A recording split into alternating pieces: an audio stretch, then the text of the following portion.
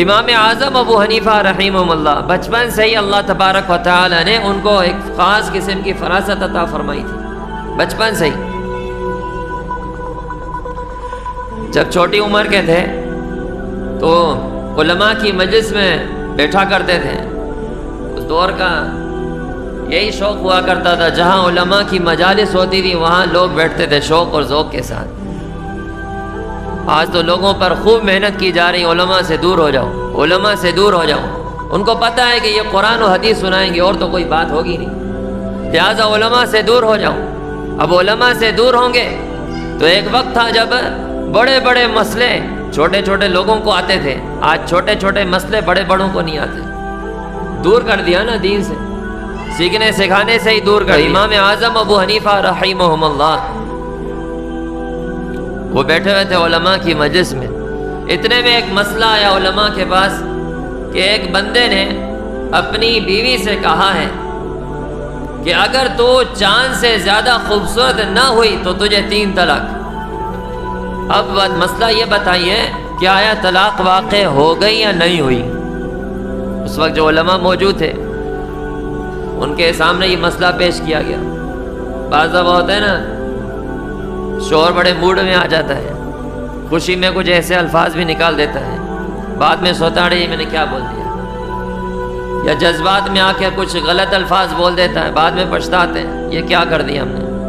طلاق والے مسئلے تو اتنے لوگ لے کر آ جاتے ہیں، غصے میں دی تھی، شراب پی ہوئی تھی، نشہ کیا ہوا تھا، بھائی جیسے بھی ہے طلاق ہو گئی ہے۔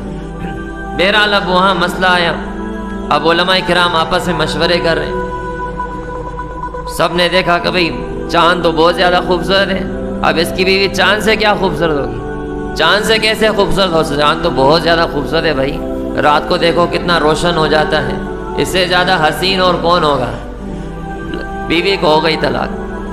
ابھی مشورہ چل ہی رہا تھا کہ وہاں کے بڑے عالم صاحب انہوں نے امام ابو حنیفہ رحمہ اللہ سے پوچھا، ابو حنیفہ تم بتاؤ بھائی، تمہارے ذہن میں کوئی بات ہو تم بتاؤ۔ تو امام اعظم ابو حنیفہ رحمہ اللہ فرمانے لگے میرے نزدیک تو طلاق نہیں ہوئی۔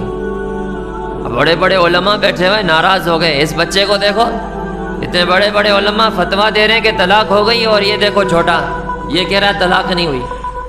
اچھا بھائی بتاؤ تو کیا دلیل ہے؟ دلیل بھی ہونی چاہیے نا، مسئلہ بیان کر رہے ہو تو دلیل بھی ہونی چاہیے۔